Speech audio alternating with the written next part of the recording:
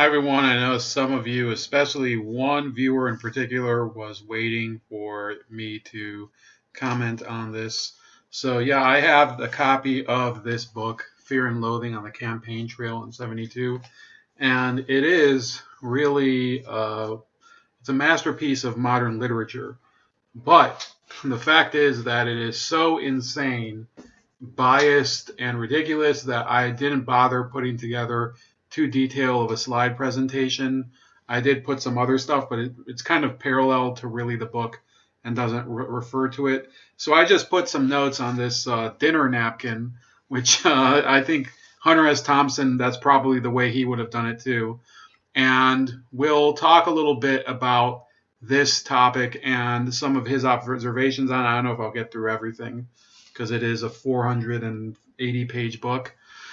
Anyway, parallels between 72 and 2020. Now you see here Dan Bongino brought this up on his show, and he was referring to the primary and the debate that was on Tuesday night, I believe, where John Delaney was talking in response to or responding to Bernie Sanders and Elizabeth Warren. So let's give a listen.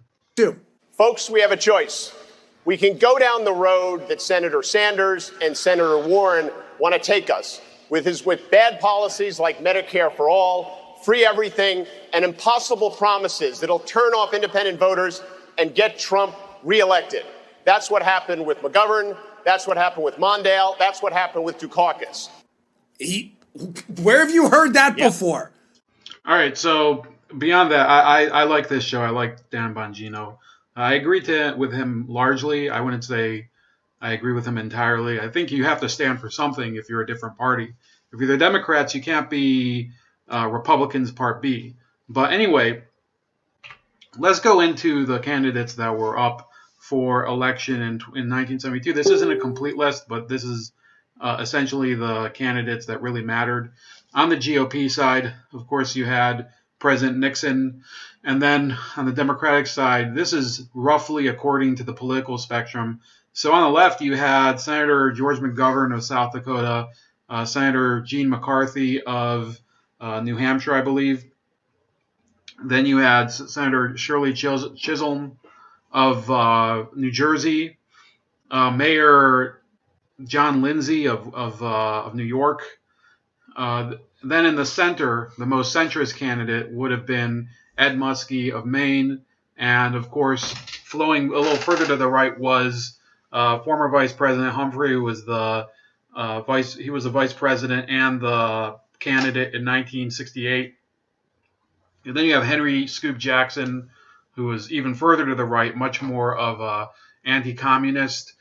And then you had, of course, George Wallace, who was really a wild card in the race since the Democrats had, to a certain degree, gone into this whole thing where they're like, well, we don't believe in segregation anymore. I think at the time of the race, what's his name? Wallace was starting to say, well, there's these busing riots up in the North. The North is just as segregated as the South. It's just not as public and it's not as enshrined in law. So I'm going to go up there and make the case that the government shouldn't be telling people how to segregate, to desegregate their schools. So at the time of the 72 race, George Wallace still had very, very strong influence in the Democratic Party.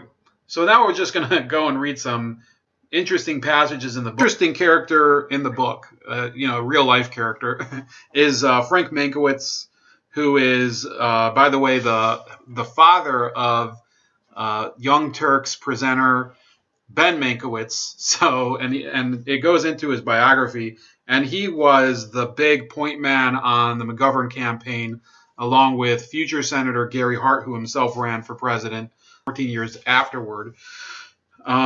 He says, this is Thompson. He says, Mankiewicz, a 47-year-old Los Angeles lawyer who was director of the Peace Corps before he became Bobby Kennedy's press secretary in 1968, has held various job titles since the McGovern campaign got underway last year. For a while, he was a press secretary. Then he was called the campaign manager, but now he appears to feel comfortable with the title of political director, which hardly matters because he has become George McGovern's alter ego. There are people filling all the conventional job slots, but they are essentially frontmen. Frank Mankiewicz is to McGovern what John Mitchell is to Nixon, the man behind the man. 2 weeks before voting day in New Hampshire, Mankiewicz was telling his friends that he expected McGovern to get 38% of the vote. This was long before Ed Muskie's infamous breakdown scene on that flatbread truck in front of the Manchester Union leader. So, for context, after the New Hampshire primary, apparently Ed Muskie got really pissed off at the local paper and got onto a flatbread truck and started yelling at them. And because it was snowing and the snow was melting, people couldn't tell whether it was melted snow that was dripping off his face or if he was crying. And it's pretty famous. There's like controversy over which indeed happened. And then he became the crying candidate, and nobody really paid attention to him anymore. But he kept trying. When Frank laid this prediction on his friends in the Washington journalism establishment, they figured he was merely doing his job, trying to con the press and hopefully drum up a last-minute surge for McGovern, the only candidate in the 72 presidential race who had any real claim on the residual loyalties of the so-called Kennedy machine. Beyond that, Mankiewicz was a political columnist for the Washington Post before he quit to run McGovern's campaign, and his former colleagues were not inclined to embarrass him by publicizing his nonsense. Journalists, like the rich, are inclined to protect their own, even those who go off on hopeless tangents. So that's interesting. You see, back in 1972, and this is in the McGovern campaign. I'm not going to bash McGovern in this video, but this is more bashing McGovern's stooge, Frank Mankiewicz, or is it vice versa? Was McGovern Mankiewicz's stooge? In any case, the media was covering up for his crap. And he just gets into more crap later. He's not the worst figure, but he's kind of a weirdo. This is from page 125, and it concerns how people were drawn into campaigns. In this case, the Ed Muskie campaign. Now, Ed Muskie, for those of you that don't know, I'll put the pictures back up so you can really see them for a second, and I'll enlarge Ed Muskie. So that didn't really help. Anyway, so Ed Muskie is one of the ones that Hunter S. Thompson really portrayed as a dumbass in the book, and you know what? I had to agree, based at least on what I was reading, that he seemed like a real idiot. But anyway, it says here the word went out early, long before Christmas, and by January it had already filtered down to low-level fringe groups like the National Association of Student Governments and other, quote, youthful organizers who were suddenly faced with the choice of either getting your people behind Muskie or crippling the party with another of those goddamn protest movements that'll end up like all the others and not accomplish anything except to guarantee Nixon's reelection. A lot of people bought this, particularly the youth leader types who saw themselves playing key roles in a high-powered, issue-oriented Muskie campaign that would not only dump Nixon but put a certified, quote, good guy in the White House. That is exactly the type of language that Joe Biden uses, the same type that John Delaney was just using in the clip that we saw a few minutes ago. People who are saying, well, if we nominate somebody who's too much of a Fruit Loop, then Richard Nixon is going to win. Donald Trump is going to win. Look, at the end of the day, the problem is this is the same problem that the Democratic Party has had for decades. There's just too many people with too many different ideas in the same party that are in the party for the unity as opposed to promoting anything important, okay? There could be a socialist party on the national scene in the U.S., an openly, avowedly socialist party, but there isn't. I would have no objection to watching them run every time and getting their asses whooped. But the fact is that you have all the socialists all the way to the corporate socialists lumped into the Democratic Party. And this is from when he's in one of his very depressive states and he's saying, perfect, get it on, don't turn around, keep this fantasy rolling and try not to notice that the sky is getting light outside. Dawn is coming and I have to fly to Mazatlan in 5 hours to deal with a drug fugitive. Life. So this is the one thing. The good thing about this book is that it's Hunter S. Thompson writing it, who's an amazing writer. Life is getting very complicated. After Mazatlan, I have to rush back to San Francisco and get this gibberish ready for the printer, and then on to Wisconsin to chronicle the next act in this age of downers and treachery called, quote, the campaign trail.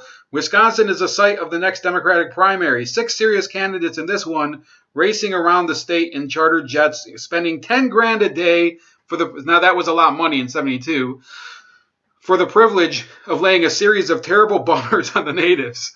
Dull speeches for breakfast, duller speeches for lunch, then bullshit with gravy for dinner. How long, O Lord, how long? Where will it end? The only possible good that can come of this wretched campaign is the ever-increasing likelihood that it will cause the Democratic Party to self-destruct. So this was the sentiment of some people, and this Hunter S. Thompson was pretty much a left-winger, who were saying, yeah, the only good thing that can come of this is that the Democratic Party can fall apart, because at the time, many of them saw both of the parties as garbage. Okay, so he went to a rally over in Wisconsin. This is page 147. He says, for the next 2 hours, I was locked in a friendly, freewheeling conversation with about 6 of my hosts who didn't mind telling me that they were there because George Wallace was the most important man in America.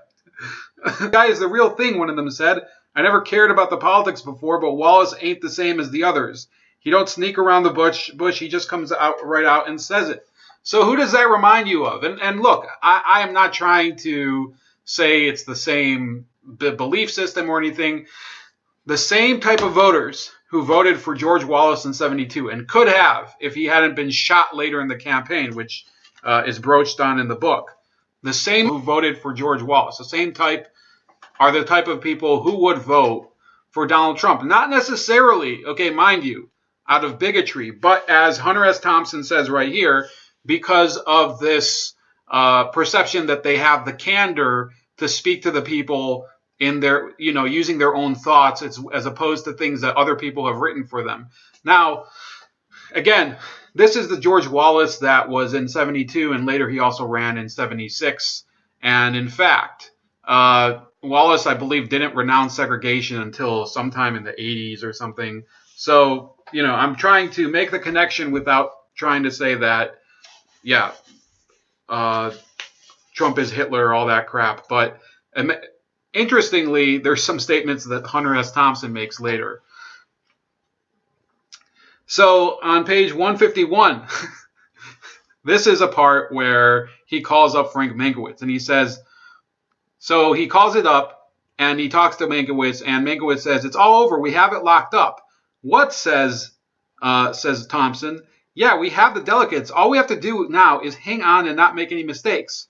Thompson, well, Jesus, Frank, this comes as a bit of a shock. Actually, I was calling to ask if McGovern has made any decision about whether or not he'd support Humphrey if it comes to that. Frank, it won't. The question is moot, but put it out of your mind. We'll win on the first ballot. Thompson, well, I guess there's no point in asking you about the other thing either. Frank, what's that? Thompson, that thing about McGovern accepting the vice presidency on a ticket with Ted Kennedy. Mankiewicz, what? I never said that. Thompson, no, well, I guess we were pretty stoned. Mankiewicz, we? Thompson, yeah, Wenner was there too, remember? And Wenner is the publisher of Rolling Stone, was the publisher. Remember? And he's pretty sure that's what you said. Pause. Frank, he is, eh?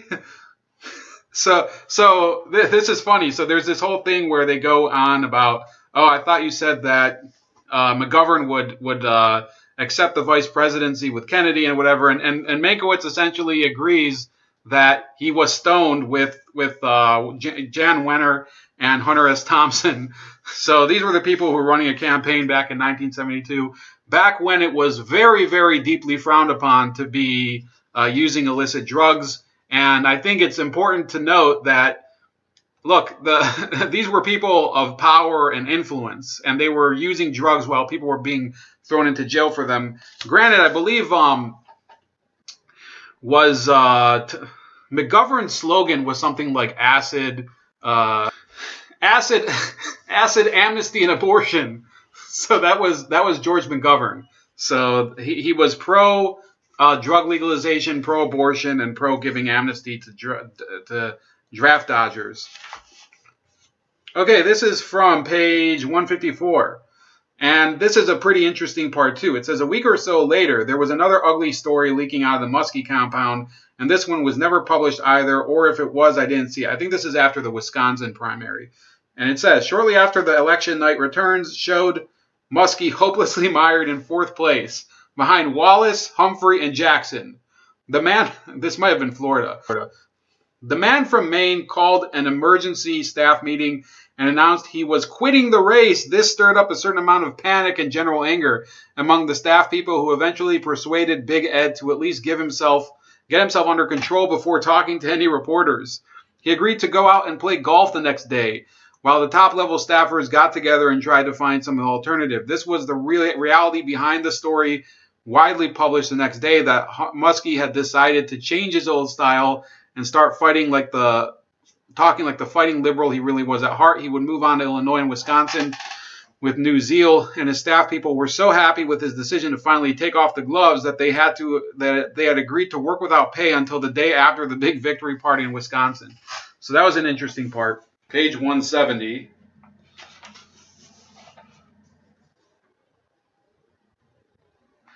So this was a part where they go into Wisconsin, and McGovern actually won Wisconsin. I'm not going to read the whole thing, but the only parts of Wisconsin that he didn't win were urban Milwaukee, where black voters lived, because Humphrey had locked them up. And there was grumbling in the campaign from one of his black advisors, Paul Cobb, that if he had hired more black people, they would have been able to get the black vote. So back in 72, it was already considered a big thing in machine politics. Oh, we got to get the black people to come vote for us. Well, he won without the black people at the time. And I think this really goes to show, we're talking about this year with Biden, and why do so many black voters go for Biden as opposed to, for argument's sake, Julian Castro or Beto or whatever. Well, the politicians that are best able to keep a running, smooth machine in these communities are best able to basically control them. It's unfortunate, and I hope one day it isn't as bad as it is today, but I don't see it changing anytime soon, given, of course, the current events that we're going through. So now we have here, it goes through this ridiculous story where I'm not going to read this whole thing. It's pretty long. So Hunter S. Thompson apparently claims that he had a conversation in the 60s, sometime in the 60s, with the DNC chairman at the time, Larry O'Brien, who later became the commissioner of the NBA, who guaranteed him a spot as the governor of American Samoa, which is in the South Pacific. And he claims that this happened, and he bought 5 white sharkskin suits and never got to use them. And then Larry O'Brien never returned his phone calls. And then he waged a vendetta against him. And it says here, several years I moved to Colorado and tried to live quietly, but I never forgot O'Brien. In the solitude of the Rockies, I nursed a lust for vengeance, saying nothing to anyone until suddenly in the summer of '69, I saw an opportunity to cripple the Democratic Party in Aspen. This took about 15 months, and by the time it was done, I was hopelessly hooked again on the politics of vengeance. The next step would have to be national. O'Brien was riding high in Washington, commanding a suite of offices in the Watergate, and reluctantly gearing up to send a party with no real candidate and a $9 million debt from '68 into a hopeless battle with Nixon, a battle that would not only humiliate the candidate, the man from Maine, they said, but also destroy the party by plunging it into a state of financial and ideological bankruptcy from which it would never recover. Wonderful, I thought. I won't even have to do anything. Just watch and write it all down. So yeah, that was the state of mind of Hunter S. Thompson during the campaign. 332. It says here, this is kind of interesting. I don't know if you guys find it. But it says the pervasive sense of gloom among the press media crowd in Miami was only slightly less obvious than the gung-ho, breast-beating arrogance of the Nixon delegates themselves. That was the real story of the convention, the strident, loutish confidence of the whole GOP machinery from top to bottom. Looking back on that week. One of my clearest memories is that maddening 4 more years chant from the Nixon Youth Gallery in the convention hall.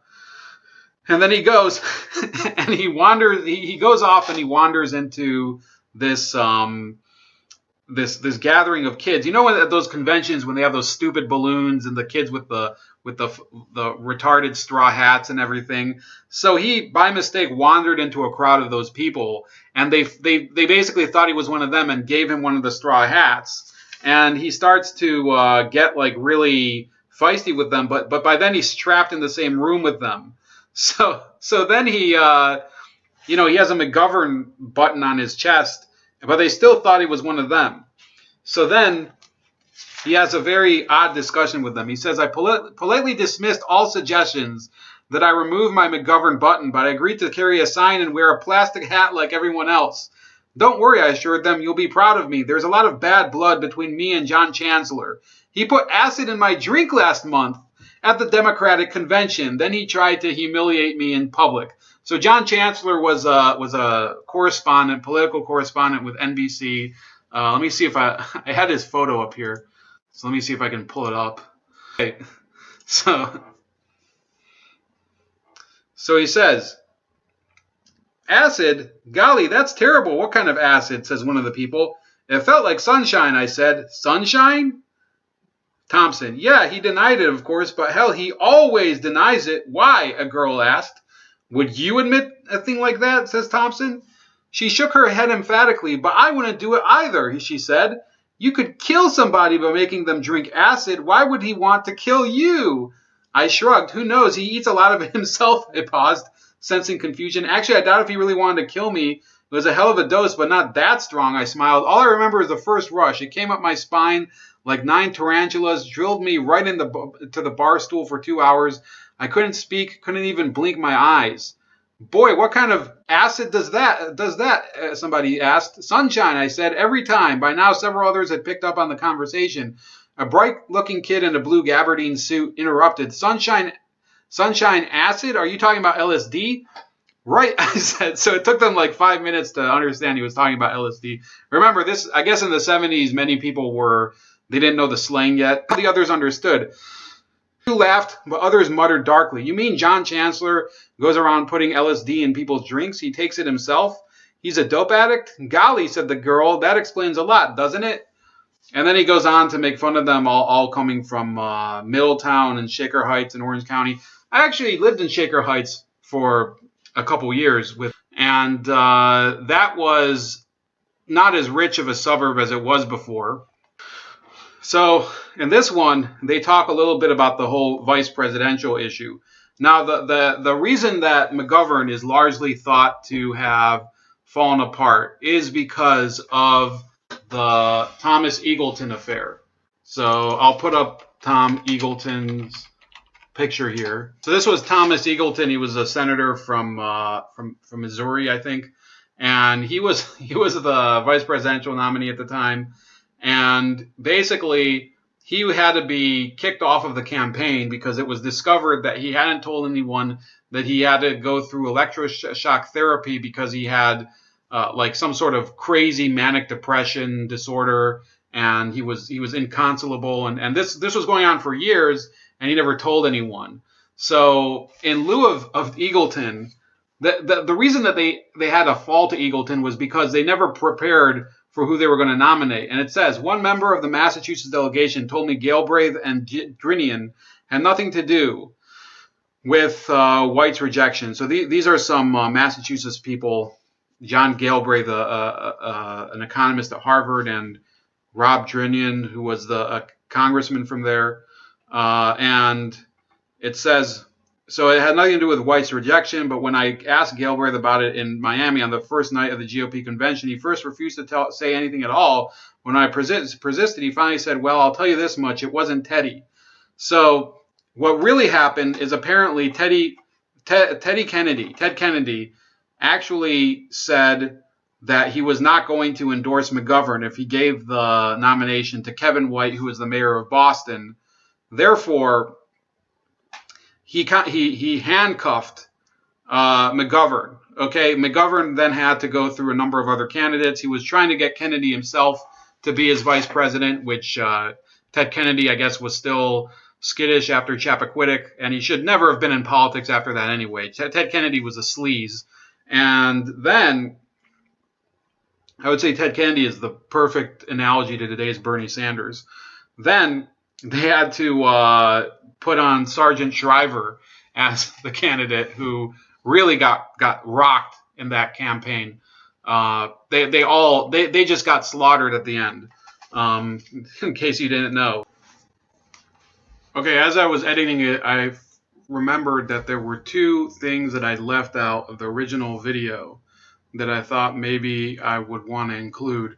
So the first, which I'm not going to read, is that one of the funniest incidents that happens during the entire campaign is when Hunter S. Thompson is tagging along with the Muskie campaign in Florida during their Sunshine Whistle Stop tour, and apparently he got so strung out that he gave his press pass to a hobo who had just gotten released from prison, and he gave the hobo LSD, and the hobo wandered with the rest of the press onto the Muskie train and wreaked havoc all over the ride and eventually even heckled Muskie during the ride. It is one of the funniest scenes. The other one is on page 414, where apparently McGovern sent Pierre Salinger to Hanoi, to Paris, in order to negotiate behind Nixon's back with the North Vietnamese. So those of you that are saying, well, what about Russian interference in the election? Apparently, if George McGovern were judged by the standards of today, he would have been sent to prison by the press for Vietnamese collusion. But of course, we know that the standards are different depending on what side of the aisle you're on. That's enough for reading. There's too much footage anyway right now. Let's go back to the presentation.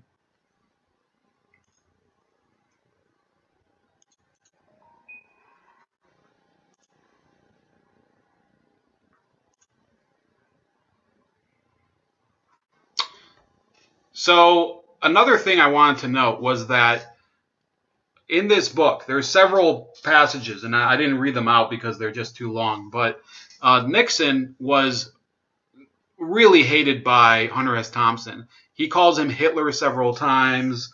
There's one passage near the end where he basically claims that Nixon, this is on page, it's earlier, it's 449, I think. But in any case, he says that Nixon is going to put all the hippies and protesters in concentration camps after 1972. That never happened. In fact, after the election, it became pretty clear. If you really think about history with retrospective, President Nixon was not as powerful as people thought he was. He didn't have as much of a handle on the secret services and the FBI and the CIA as people thought. Granted, he ended up doing the Chile coup that happened in '73 against Allende. But he also ended the Vietnam War basically at the beginning of his second term. I think it was only 4 or 5 days after he came into office. So the idea that Richard Nixon was this ghoul is disproved not only by history, but by the fact that, yes, Watergate was a big scandal and he did engage in some illegal activity there, but the fact that so many people within the Secret Services and the CIA and the FBI collaborated in order to bring him down. Deep Throat felt, if I'm not mistaken, he was a very senior FBI employee. And those people conspired to bring Nixon down essentially because he wasn't as much of a ball player for them as President Johnson had been.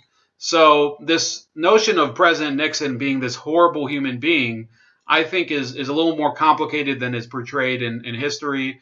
And then we have to go through, I guess, now to conclude that Nixon actually met Hunter S. Thompson in '68. Hunter S. Thompson has a passage in the book, I don't remember what page it was, I never wrote that one down, where he was forced in 1968 to take a car ride with Nixon because Nixon wanted one journalist with him who could talk football, and the only one who was really knowledgeable about the NFL was Hunter S. Thompson. And they made the condition, look, you can ride with Nixon, but it's only football and football only. And they talked football for like an hour, and Nixon was apparently, he was so knowledgeable that he knew which player was drafted out of Miami, which would have been a little difficult at the time because, of course, you can't pull up Pro Football Reference or Bleacher Report or anything. You have to remember from newspapers that you probably threw away months ago. So I came out of this book, despite what Thompson wrote, thinking much better of President Nixon.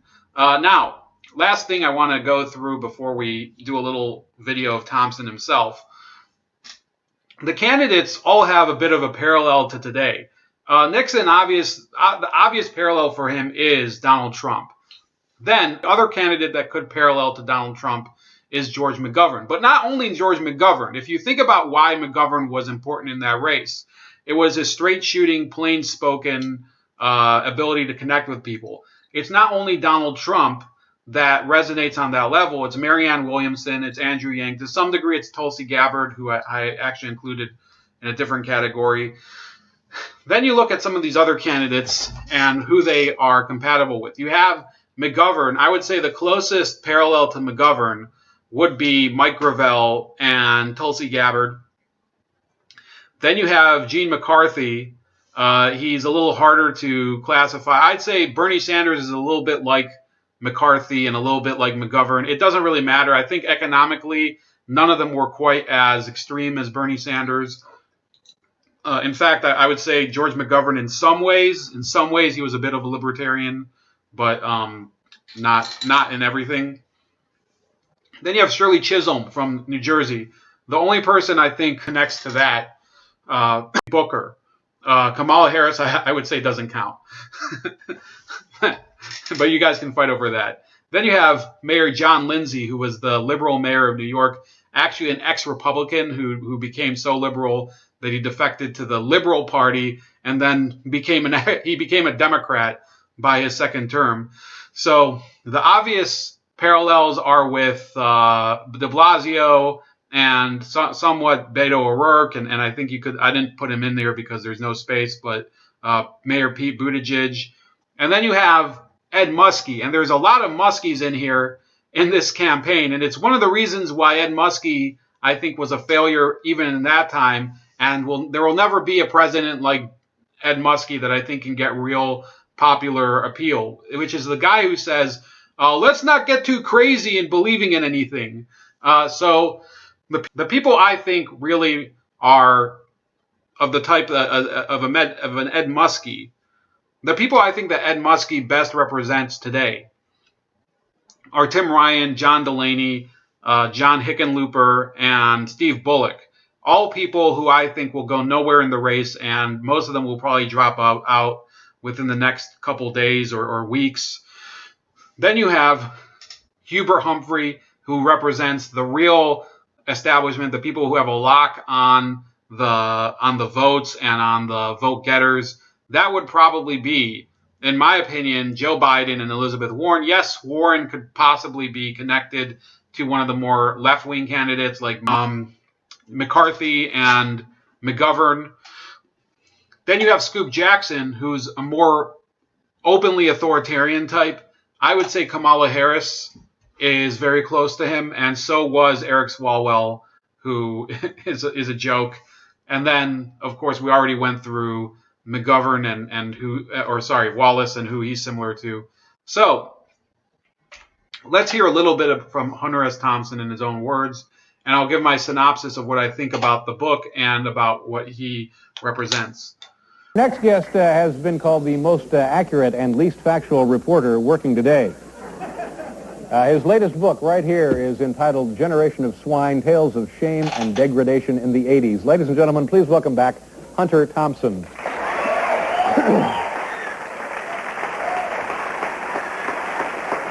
Hi, Hunter. Nice to see you. How you doing? Come on over. Thank you very much for being here. How you been? Oh, thank you very much for inviting me. Yeah. Where do you make your home these days? The same place I've been making it for the last 20 years. 20 years? Where is that? Woody Creek. I invited you out there the last time we were talking. Yeah. And you were born in that area? No, I'm from Kentucky. Kentucky originally. Where are you from? Indiana originally, yeah. And what is your life like there? Is it Colorado, you said? Peaceful. You're up in the mountains? 8,000 feet, Yeah. And what kind of a day do you have? So pick any day, for example. Do you get up early and write and stuff, or what? Yeah, I write early in the morning. I work all day long. Yeah. And then I cut the grass, and I chop wood. Mm-hmm. And what do you do for recreation there? Yeah, that's what I do for recreation. I work. Do you ever hike up into the mountains? Oh, yeah, I do that I like to kill. And when you say kill, you're talking about what, neighbors? What? We don't want to talk about shooting people, do we? No, but you're teasing when you say you like to kill, right? Yeah. No, I'm not teasing. No, I used to like to kill. So yeah, that's him. I think a lot of what he used to do was a performance art and not journalism. And that's like, I have an ambiguous feeling about Hunter S. Thompson. I think he's a hilarious person. I think he's an amazing writer. This is the second book he wrote that I read, the other one being Hell's Angels, which I think Hell's Angels, to be honest with you, was better. It was much more crisp and authentic. But the thing that I think is problematic about Thompson's methodology is that he is openly a gonzo journalist. He makes no claim to either objectivity or professionalism. It's stream of consciousness. It's essentially the precursor to the Michael Moore type documentary, except, of course, he was writing instead of filmmaking. And look, I think that what people like Hunter S. Thompson have done to journalism, because I think in his time, fine, it was a different thing. It was a new age type of vogue, but it was distortional. It distorted the real picture of what was going on in the world. President Nixon was a very flawed president. He was in personal life and in his policies, he was not a fascist, and he was not Adolf Hitler. He did very important things in terms of opening up negotiations with China, opening up negotiations with the Soviets, ending the Vietnam War, really trying to get America back off the brink of nuclear war and intervention overseas. Granted, there were some things that he did that you could say were interventionist too. He was not a perfect president, but he was not this gargoyle, evil ghoul that Hunter S. Thompson and others portrayed him as. And as the years went on, Hunter S. Thompson would classify a lot of these other candidates who were conservative, or especially Reagan and the Bushes and whatever, as these Hitler-like characters. Now, I've been openly saying that those are not great presidents. I would say the last good president we had was President Nixon. The other ones have been pretty bad. All of them.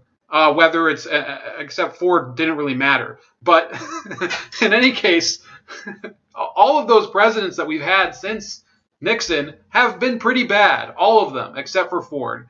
But I would say this.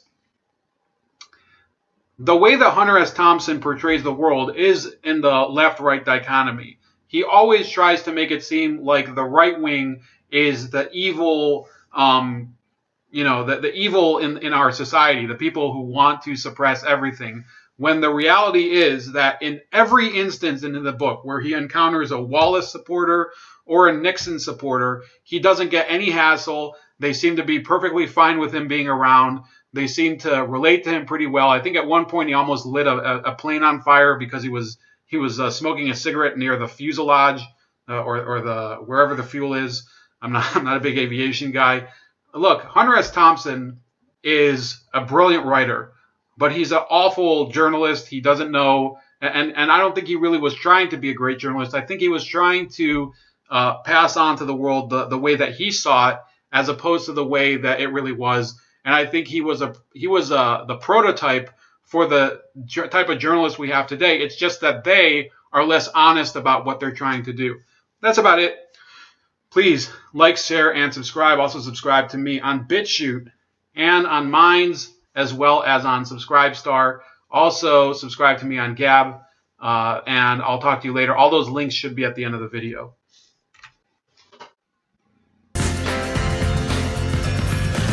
Inside my future eye, what I see just makes me cry.